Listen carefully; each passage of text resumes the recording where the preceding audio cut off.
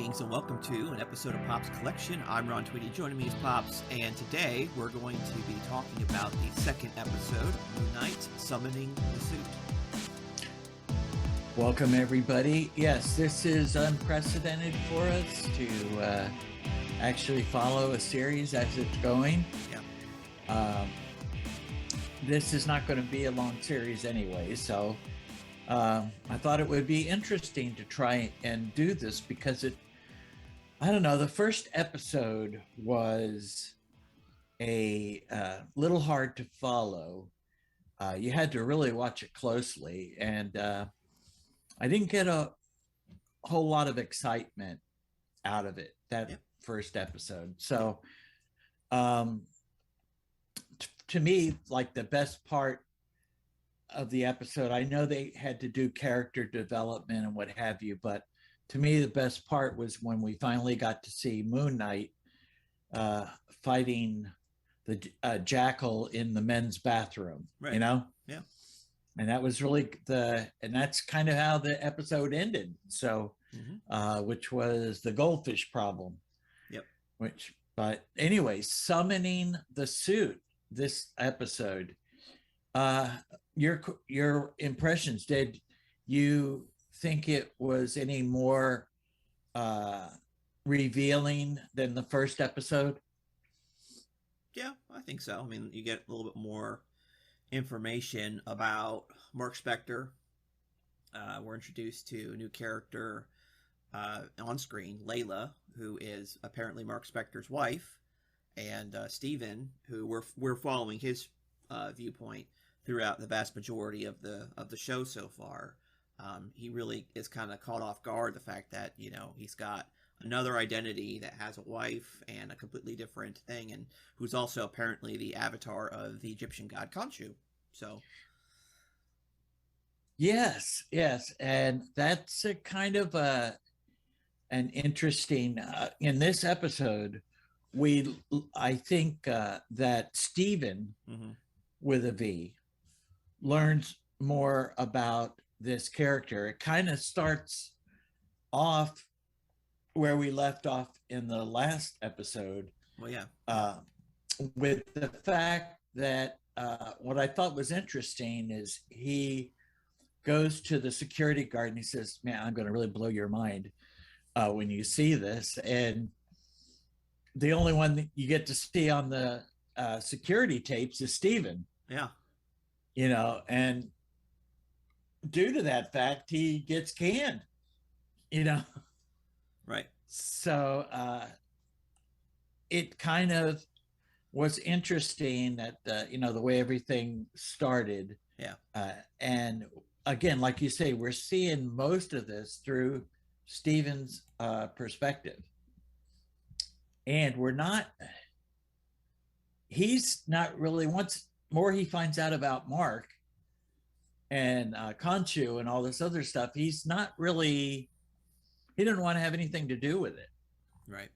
And then he realizes that she's, when he meets Layla for the first time and finds out that it's Mark's wife, and she's bringing papers for him to sign about a divorce, and he's, "I'm not going to divorce you. Mark shouldn't divorce you," you know? Right. It's like he doesn't know the whole story. So yeah. It's kind of interesting how then all of a sudden we get these little tidbits that the reason that he wants to is because Khonshu has threatened to make Layla the new avatar. Right. That's the other thing we should, I guess, say is that this, you know, I guess the Moon Knight persona is supposed to be the avatar of Khonshu, and, you know, it's funny because Khonshu is juxtaposed against Ammit, who is the god that Ethan Hawke's character Harrow is following, and I guess is the avatar for Ammit as well. I'm not really sure how that part works, but apparently, according to Harrow, he was an avatar for Khonshu as well in the past. So, yes, you know, to me, you know, you have Ammit's system of justice, which, you know, I think is a very Egyptian way of thinking about religion, whereas do your good acts outweigh your bad acts, and there's a scales, and depending if your good acts outweigh your bad acts, you either go into the afterlife or you go to damnation or obliteration. I don't know exactly too much about the what the afterlife looks like in Egypt, Egyptian religion, but the idea, particularly from Amit's side, is that it takes the totality of one's life and then does the weight even on acts that haven't yet been done, and so that ends up bringing up some interesting thoughts about fate or free will or anything like that. The fact is that Amit clearly has a viewpoint that everything is set in stone, and that depending on what will happen in the future, as dictated by fate or whatever, you can judge the person's guilt or innocence there and carry out justice before it even happens. So, yes, I thought that was an interesting comparison to Khonshu, which is he's going for justice, and instead of seeking justice like Khonshu, Amit wants to just alleviate that. She's going to do that. And Stephen brought up this point about, really, you're going to murder children for something that they might do 40 years from now or whatever. Mm-hmm.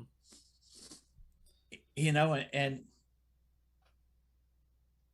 how do you know they couldn't change? It did bring up some interesting part of the story. And I thought it was also interesting that Harrow had quite a lot of followers.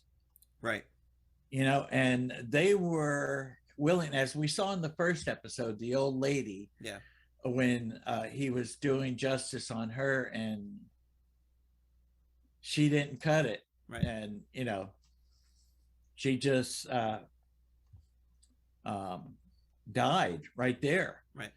And I don't think that Harrow's an avatar for Amit, but he, like he said, he was a avatar for Khonshu, but I think that he just wants the scarab, which we learn more about, that's like a compass that could lead him to Amit's grave, so they can resurrect Amit. Right.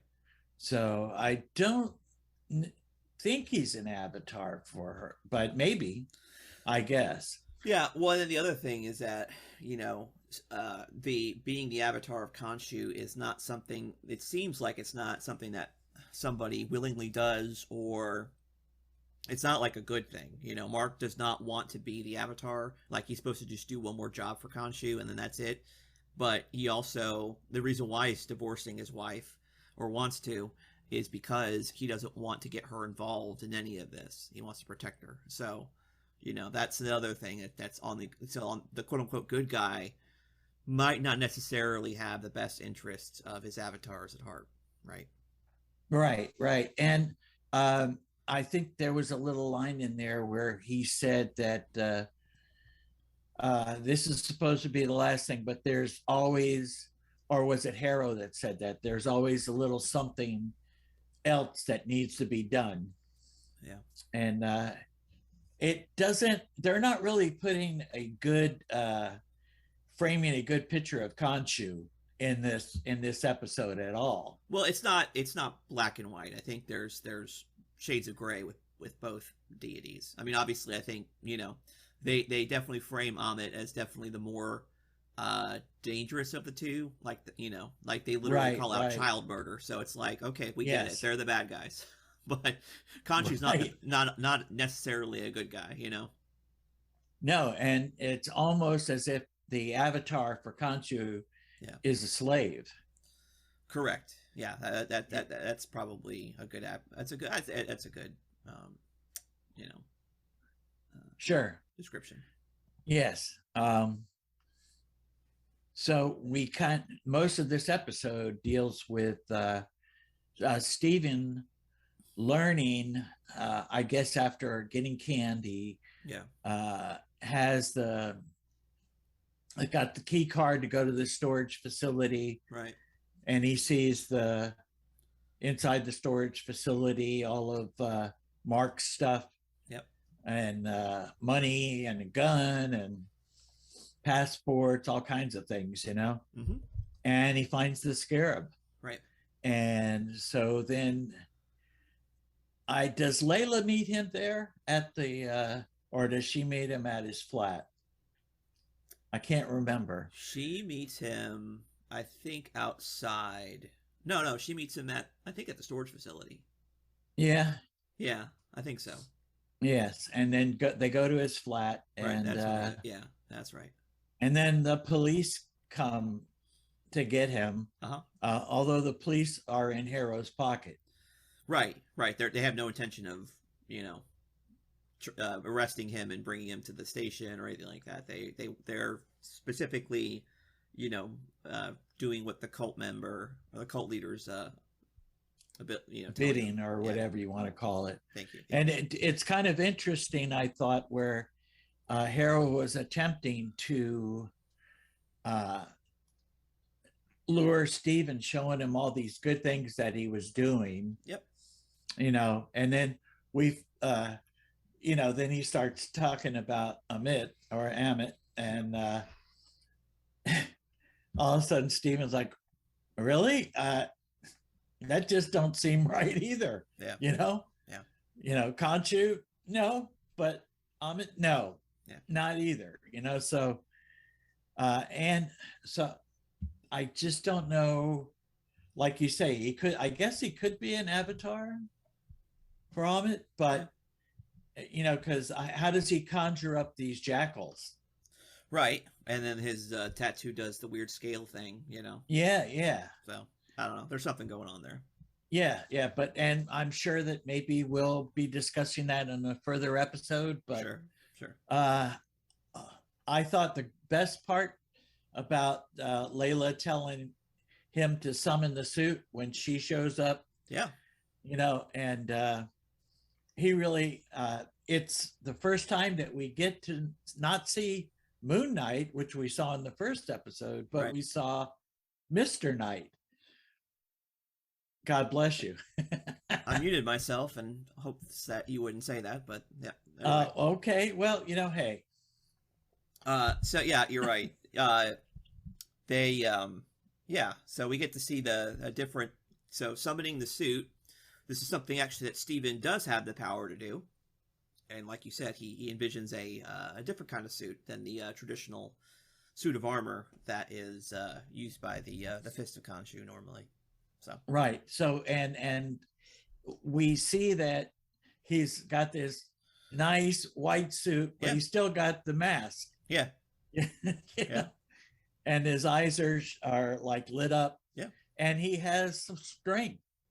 So, and we see a part where he's actually fighting. Yeah. Which is something different for him, because he's been portrayed as this weakling character, basically, Sure. And so we see him in a different perspective, but still, even with all that he has, he's not really capable of defeating the Jackal. So he has to give up that himself to let Mark take over. Yeah. And I don't know.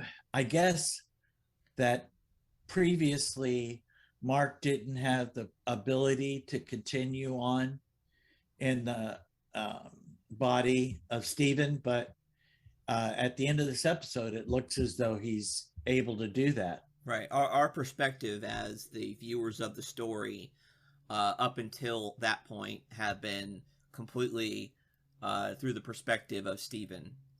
And so whenever Mark would take over, we would actually cut to the next time Stephen was conscious. Like we saw it in the last episode where, he's in that car chase and we're actually not, we don't get to see what happens in between. We just kind of see he kind of spaces out, and then we wake up, he's driving backwards, the windshield's blown out, we don't know what happened. So now Exactly. the story has shifted to perspectives to now what we're seeing now is Steven's, Mark Spector's perspective. Character, and Steven is the one in the mirror or Exactly. reflection. Exactly. So now, you know, that's at the very end of this part of the episode. So my guess is for next episode we'll see Mark's perspective throughout the entire or most of the episode for the next week. Yeah, well, we'll find out, and we'll talk about it when it happens. But what I thought was pretty interesting was that now that Steven is in the reflection, he don't like it all that much.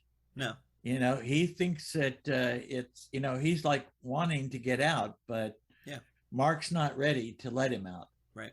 And Khonshu actually threatens to take Layla for the Avatar if he fails to stop Harrow. And then the next thing we note is that Mark is in Egypt. Right.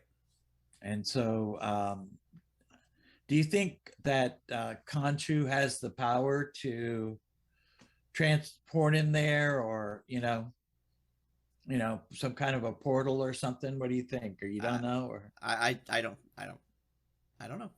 I don't think so. Right. But then again, we don't know how he ended up in Switzerland in the first episode, so maybe it is something. But that, on the other hand, you know, Steven lost 2 days because of that incident, so it makes me think that there's not some magic teleportation thing. It's a normal travel, whether it's flying, but still at the speed of, you know. Right, and being that he's in London, it probably wouldn't take that long to get to Switzerland by plane, I would think. Right.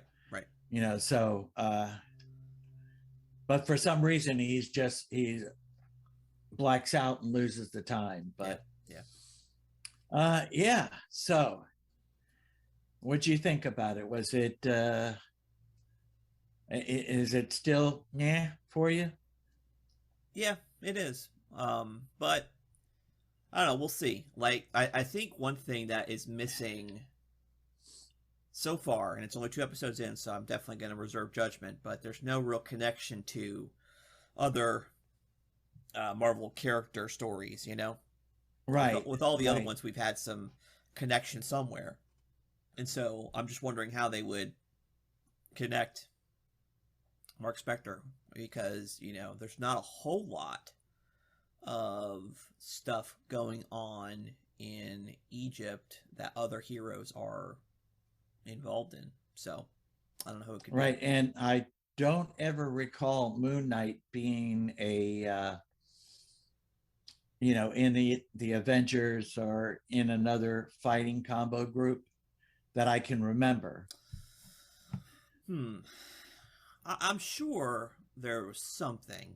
You know, we talked a little bit about the origins of the character being based in as a part of a werewolf book. So, right. You know, I could see maybe a crossover with Blade, or maybe Morbius. Yeah. What do you think? I mean, Morbius makes sense, but don't know. Well, Morbius, the reason why Morbius is what it is because it's from the Spider-Man, the Spider-Verse. And so, yeah, that's the only one I could think of. Right. Or like you said, Blade deals with vampires. So yeah, well, according to Wikipedia, because I know how reliable they are, at some point, Moon Knight has been a member of the Avengers, the Secret Avengers, West Coast Avengers, the Defenders, the Midnight Suns, Marvel Knights, Heroes for Hire, United States Marine Corps, and Force Reconnaissance. So, wow, there you go. But those the reliability of that would be, you know, most of that information is based on you know, people such as you and I who are more avid Moon Knight people, I would have to say, you know. Probably, yep. You know, most likely. So, hey, it could be true that I have to say that Moon Knight is a character that I never really followed. So, Me neither. so uh, it might be something interesting to look into. Maybe next time I go to our secondhand bookstore that we go to, I might see if they have a Moon Knight graphic novel to read, and maybe I can get a little bit better perspective of it. Mm-hmm. So, still not that crazy, but you are going to continue to watch. Oh yeah, yeah. Have to, right? We have to see this thing through. You don't always have to see things through, but this one we will. Yes, well, I will definitely get Morbius on DVD. I just don't think it was anything. It's kind of like Venom. It's exactly like Venom. It's something that I'd like to watch, but yeah, not anything that I think I should go to the theater to watch. Right. Now, while we're on that particular thought, okay, I just would like to know from you, since you posted it, is Sonic 2 worth going to the theater for? If you have kids or grandkids that are really into Sonic, absolutely. If you're just gonna go by yourself and you're not like a Sonic super fan, you probably could wait to DVD, but that's just my hot take on it. Right. In other words, that's all I was asking for, a hot take. Yeah. If you didn't have your children, you wouldn't have gone to go see it. No, but I'm glad I did take them because they had a really good time, and a lot of the other little kids in the theater were also just about as well behaved as mine, so it wasn't really a big deal. But it was good. They really liked it. There was a post credits thing at the end that really got them all jacked up and hyped up. So. Oh really? Yeah. Oh, so good. It's fun to watch with little kids that are into Sonic. Definitely. Okay. Well, good. I'm glad. So, you enjoyed it then, huh? And they really enjoyed it. Well, that's the most important thing. Yeah. Yeah, I wasn't sure if we were going to do that, so I thought, you know what, I'll just wait and I'll ask Grant on the show. So if you were going to go, like there literally was a lot of kids clapping at the end of the movie. So that kind of really, they really liked it. So. Oh, that's awesome. So if you know that there's going to be a lot of kids in the theater, it might be good just to enjoy with a bunch of kids. But yeah, well, before you were born, and your mom and I wanted to go see the Muppet movie. Yeah, we took Christine. We took her to the movies because we didn't want to go just adults. So we took Christine. So. There you go. Yeah. So if you could find a, niece or nephew or grandkid or whatever to take to the theater, you will not be disappointed, I don't think. Okay. So good. All right. Well, we got that out of the way. Most likely, since we live so far away, we probably will wait till it comes out on DVD. Okay. But also, just as a public reminder, when this episode comes out, it will be the day that Spider-Man No Way Home comes out on DVD. Okay. So, all right. Or Blu-ray if you so desire. But I am really, really excited about seeing that again. Yeah, definitely. And I can't wait to own it. And when we get done with this, maybe we'll start with MCU Phase 4 and get into some depth about the different shows. What do you think? Yeah, sounds good. All right, great. All right. All right. Anything else you want to say? Nope. Let's close it up there. So thank you all for tuning in. Tune in next week where we're going to be talking about the third episode of Moon Knight, which is the episode titled TBA. No, they don't have it released it yet, but we will be here for episode 3, whatever that ends up being. So anyway, thank you for tuning in. We'll see you next week. Goodbye and God bless. Goodbye, God bless, and tell your friends.